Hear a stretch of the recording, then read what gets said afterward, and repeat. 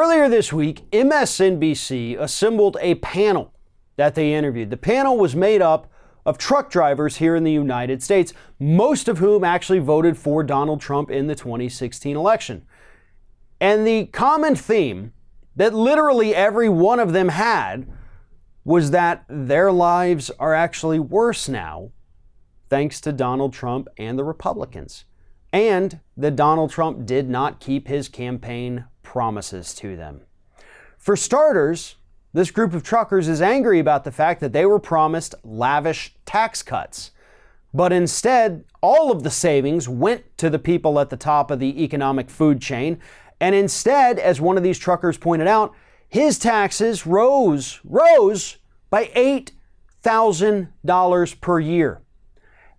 Everyone else on that panel also said my taxes also went up, because specifically written into the tax code were, I don't want to say repealing, but they got rid of certain tax cuts for middle class workers. And as you get more specific, those tax cuts that were repealed, benefits, rebates, write-offs, whatever, target specific industries. They had some that targeted teachers. They can't write off the cost of equipment and supplies for their classes anymore. Truckers can't write off their per diem anymore. And that's why every single person in that room being interviewed by MSNBC said, my taxes went up. They've said that Trump is not repealing any of the regulations that they feel are harmful to them. He's only repealing regulations that benefit, again, the top 1%. And they're correct. Now, they were kind of complaining about the Obama regulations that he put on them, which they were put on truck drivers to dramatically reduce the number of trucking fatalities in this country.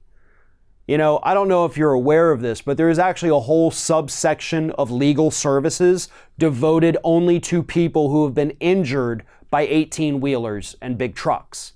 That's how common that is. There is a whole cottage industry of lawyers who specialize only in that. And I can tell you, most of the time, it's not the truck driver's fault. Yes, they were tired, they were drowsy, they fell asleep at the wheel, but they did that because corporations forced them to work overtime, did not let them get legally required sleep.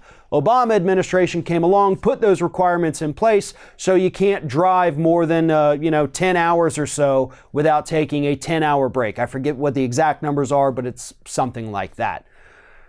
Nonetheless, the drivers, I guess, wanted those regulations repealed, maybe because they like getting in car accidents. But the bottom line is this, they all said the same thing. I'm not going to vote for him again because he lied to us. I'm not any better than I was 4 years ago, even though he keeps telling us that the economy is doing better than ever. And that right there, snip it, memorize it, repeat it.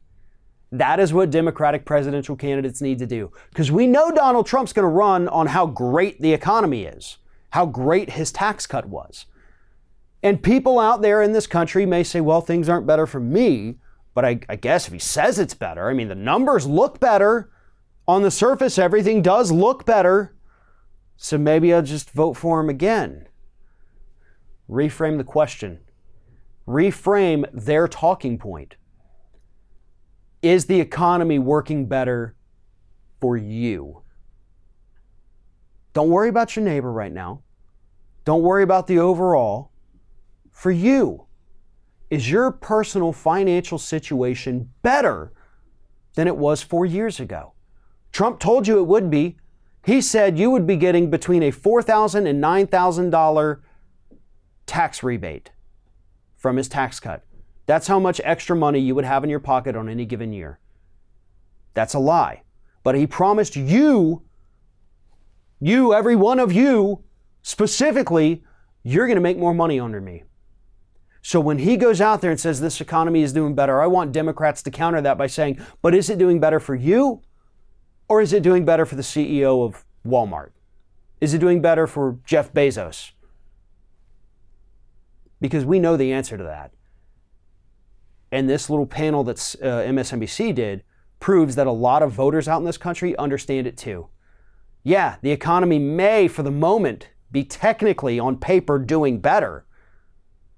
But when you drill down to it and start asking individuals, the economy is not doing better for average American citizens. And that's the point that Democrats have to drive home if they want to beat Trump in 2020.